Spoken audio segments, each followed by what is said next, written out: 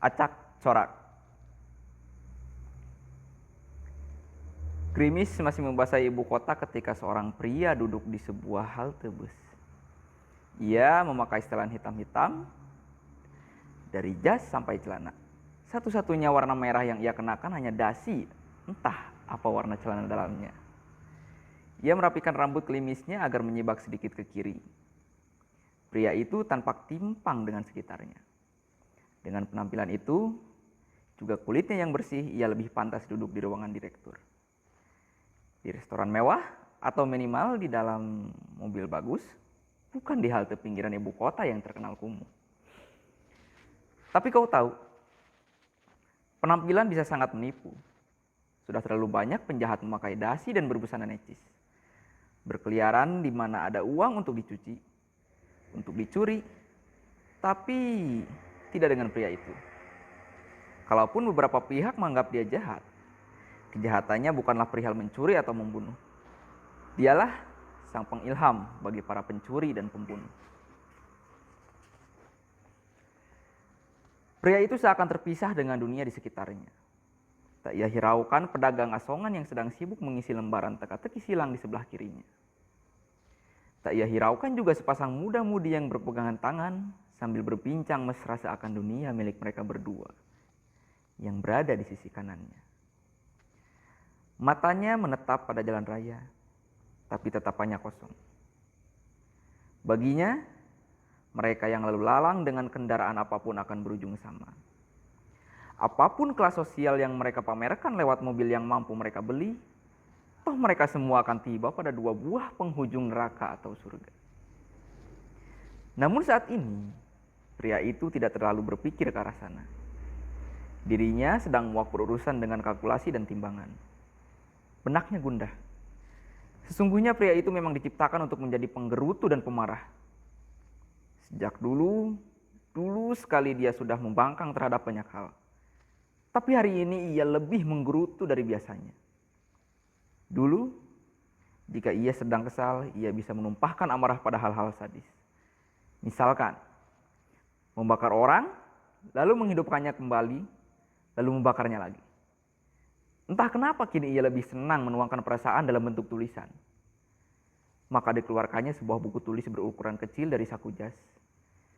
Di halaman tertentu, ia mulai menulis.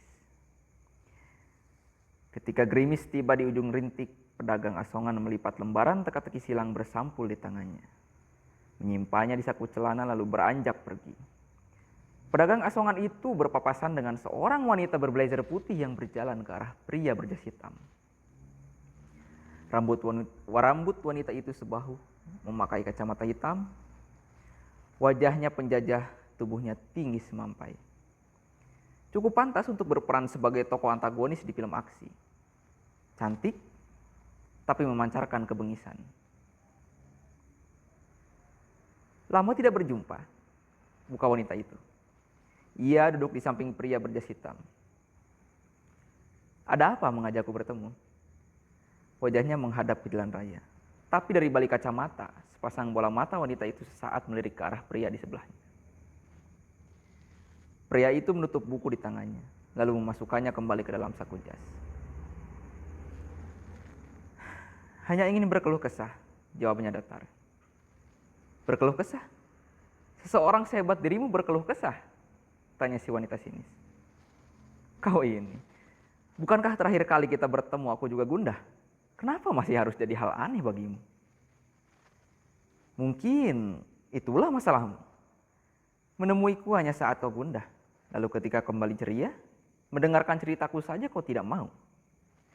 Jemari lentik si wanita mengeluarkan sebungkus rokok dari saku celana lalu menyalakan sebatang. Asap terembus keluar dari mulutnya. Dia menyodorkan bungkus rokok itu pada pria berjas hitam. Tidak, aku sudah lama berhenti. Wanita itu memasukkan kembali bungkus rokoknya. Sejak kapan kau merokok? Tanya sang pria. Sejak kapan kau menulis? Balas sang wanita. Sang pria menatapnya. Tadi, aku melihat kau menulis di buku harian. Macam pujangan saja. Kapan-kapan kau harus coba menulis? Ya, cukup efektif untuk menghindari stres. Lalu apa?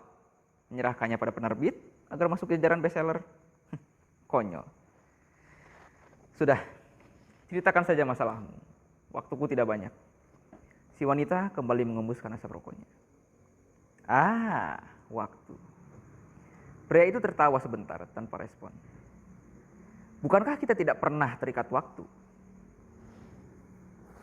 Hanya karena usia kita lebih tua dari mereka yang ada di sekeliling kita, bukan berarti kita tidak terikat waktu. Si wanita berdecak. Pria itu tidak menunjukkan ekspresi apapun. Jadi, mau cerita atau tidak? Atau mau cerita pada buku kecilmu saja? Aku kesal. Sudah hampir 1 abad ini aku banyak mengganggu. Tunggu dulu. Aku baru sadar. Sudah 1 abad lebih ya kita tidak bertemu. Tuh kasih wanita. Ku bilang juga apa? Kita tidak pernah terikat waktu. Wanita itu kembali mengisap rokoknya. Ya, lanjutkan. Ya, aku jadi mempertanyakan eksistensiku. Mendengar kalimat tersebut, sang wanita mengerutkan dahi. Bukankah seharusnya kau bahagia? Tugasmu sudah diambil alih oleh diri mereka sendiri. Bagus dong. Awalnya aku memang bahagia. Sejak revolusi industri, tugasku menjadi lebih mudah. Mereka tenggelam dalam roda modernisasi. Sibuk dengan kegiatan duniawi, tapi lama-kelamaan pria itu mengembuskan napas panjang. Lama-kelamaan mereka semakin maju dan semakin terasa tugas pun diambil alih oleh kreasi mereka sendiri. Begitu? Sambung sang wanita. Pria itu mengangguk. Dia rapikan lagi rambut gelimisnya yang sebenarnya tidak pernah berantakan. Apalagi semenjak ada internet. Lucu sekali mereka. Dulu memaki para penyembah berhala, akhirnya malah menjadi penyembah berhala baru. Bayangkan, apa yang mereka minta? Mereka anggap ada di internet. Apa yang mereka tanya? Jawabannya tersedia di sana. Tugasku untuk menggoda mereka agar tidak meminta dan bertanya pada... Jarinya menunjuk ke atas. Sudah diambil alih oleh internet. Dan itu yang membuatmu kesal. Tugasku menjauhkan mereka dari mengingatnya. Jika itu mereka lakukan sendiri dengan sadar, lalu apa yang harus aku lakukan sekarang? Wanita itu tak kuat menahan tawa. Omong-omong, kau sudah fallback aku? Tidak lucu. Pria itu menengus. Oke, bercanda. Maaf. Internet itu tidak salah. Bukankah internet hanyalah kendaraan yang menghubungkan dunia? Merekanya saja yang terlalu berlebihan dalam penggunaan. Dan hampir semuanya seperti itu. Orang-orang menggunjingkan orang lain di internet, sementara sisanya mempertontonkan kegalauan. Semuanya terlalu berlebihan. Ya, aku tahu itu. Beberapa malahan lucu sekali menurutku. Memamerkan ibadahnya di dunia maya. Padahal aku tahu itu hanya pencitraan. Pria itu mengangkat telunjuknya. Betul. Dan bukan 1-2 yang begitu. Jadi apakah yang seperti itu dicatat pahalanya? Bukan urusanmu. Tidak perlu tanya-tanya soal itu, kata sang wanita sambil mengibaskan tangannya. Pria berjas hitam kembali diam, menikmati rintik gerimis yang kembali datang. Wanita berblazer putih menginjak rokoknya yang baru habis setelah beberapa batang. Tapi serius deh, seharusnya kau bersyukur. Pria itu tersenyum sinis. Tahu apa aku soal bersyukur? Wanita itu mengingat kembali alasan pria itu diusir dari dunia tempat mereka dulu tinggal bersama. Konsep bersyukur adalah apa yang pria itu tidak pernah mengerti. Dan mereka yang tidak mencari tahu apa arti dari bersyukur, tempatnya sudah barang tentu dengan pria itu. Buru-buru wanita itu menghapus lamunannya. Ya, tanpa harus capek-capek menggoda, kau akan punya banyak kawan di duniamu yang penuh api abadi. Komentar wanita itu sekenanya. Pria itu menghela napas panjang.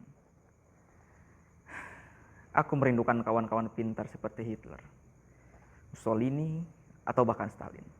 Akankah ada orang-orang seperti itu lagi nanti untuk menjadi kawanku? Aku ragu sih, tapi pasti ada. Akan selalu ada orang-orang yang berambisi menguasai dunia, lalu menjadi diktator. Orang-orang dari kelas kejahatan yang terburuk. Itu baru kawan yang keren. Aku tidak malu kalau berdialog dengan orang-orang semacam itu. Setidaknya mereka punya visi dan misi yang jelas. Mereka berdua tertawa. Ada getir tertalun di udara. Tak bisa dipungkiri. Mereka rindu pada masa lalu. Masa di mana ada manusia-manusia yang tertelan oleh ikan raksasa. Membangun bahtera atau bahkan membelah lautan.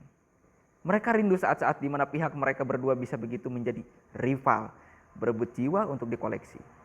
Ketika sepasang hitam dan putih itu menengadah ke angkasa, mentari menyibak di antara gerimis, rasa hangat menyergap. Pria itu tersenyum. Kau tahu? Kurasa kau benar. Benar soal apa? Seharusnya aku bisa lebih bersyukur. Dengan segala perbedaan yang kita punya, kita masih bisa berjumpa. Wanita itu turut tersenyum. Lalu, kapan kau ada waktu untuk bertandang ke kediamanku? Tanya sang pria memecah nostalgia. Sekalipun ada waktu, aku malas mampir. Tempatmu terlalu panas. Kalau begitu, bisa kita bertemu lagi minggu depan? Selama tidak di tempatmu, ya? Iya. Tak perlu diulang. Lagi pula aku bisa apa? Bukan aku yang mendesain kediamanku. Minggu depan, boleh juga. Lagi pula bukan cuma kau yang tugasnya semakin sedikit. Kau tahu sendiri, tidak banyak juga yang melakukan kebajikan. Jadi, kurasa aku punya waktu minggu depan. Bagus kalau begitu. Asal kau berjanji. Apa? Minggu depan giliranku yang berkeluh kesah. Ya, kukira hidupku selalu sempurna. Tidak selalu. Aku juga ingin berbagi, meringankan beban di pundak. Denganmu, sudut pandang bisa selalu sedikit lebih gelap. Baiklah kalau begitu. Wanita itu berdiri lalu merapikan blazer putihnya. Sudah akan pulang? Tanya si pria. Aku masih ada urusan. Ya, sampai ketemu minggu depan. Terima kasih ya. Pria itu tersenyum. Si wanita memicingkan mata. Aku tidak melakukan apapun kan? Setidaknya kau sudah mendengarkanku dan mengizinkanku mendengarkanmu. Memiliki pendengar yang tahu kapan harus berbicara dan kapan harus diam itu menyenangkan. Wanita itu melangkah pergi, lalu sejenak berhenti dan menengok. Lain kali, traktir aku kopi jika ingin mengajakku berbincang. Aku tahu kedai kopi yang enak di sekitar sini. Pria itu mengangguk lalu kembali menatap kosong ke arah jalan raya. Memandangi manusia yang terkadang mempermasalahkan hal-hal yang tidak semestinya dipermasalahkan. Lantas melupakan gambaran besarnya. Ia mengambil buku kecil dari saku jasnya, membuka halaman tertentu, lalu memulai menulis lagi. Sekian karya Pirsa Besari.